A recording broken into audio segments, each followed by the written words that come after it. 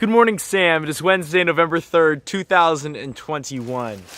Welcome to fall. I am pleased. This is awesome. It's about 47 degrees outside right now. The absolute perfect temperature. Sweater and jacket are completely appropriate, and I am loving it. Now, I must confess that the title of this video is a little bit of clickbait, but I would like to share a couple of tricks or practices that I have learned that I have adopted recently that have greatly increased the amount of daily happiness in my life. And I don't think that's nothing. I think there's times when increasing happiness is rather difficult, and I think that there are things that could occur that are beyond your direct control to simply do these things and become happier. But I also find myself in a lot of situations in which my happiness is something that I can control, and I want to offer some solutions that I have found useful that other people may as well. Now, Sam, the first practice that I've been using recently when I'm feeling a little bit down is just to make a mental note of the things that I'm grateful for. So take a moment in whatever I'm doing, even if I'm irritated or if I'm upset, and just pause, put down whatever it is that's bothering me. Maybe if it's a situation, step into another room, take a deep breath, and then mentally note all the things that I'm grateful for. I'm grateful for my relationships with my family. I'm grateful for the relationship with my friends. I'm grateful that I'm currently able-bodied.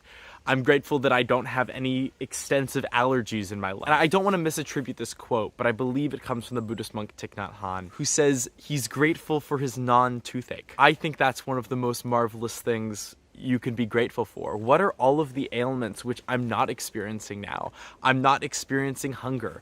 I'm not experiencing extreme poverty. I can be grateful for all of those things.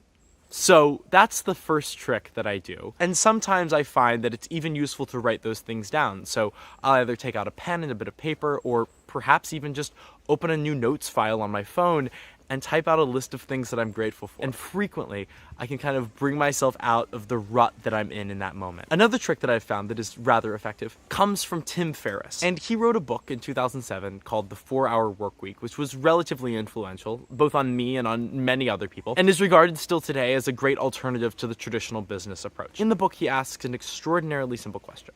What is the worst that can happen? If I'm anxious and upset and nervous about the situation that I'm in, I try to think to myself, what is the worst that's going to happen? Maybe the worst that's going to happen is that I lose all my money. That's pretty bad. That's kind of detrimental. What does that really mean? For now, it would mean that I wouldn't be able to go out to dinner.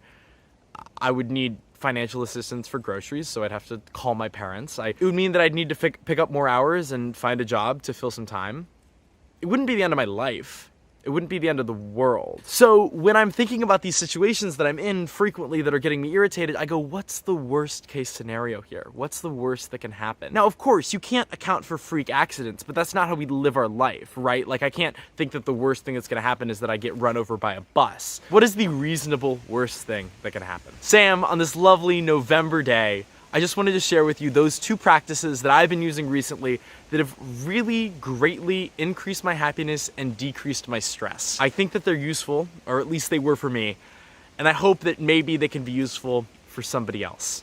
Sam, everyone, I'll see you tomorrow.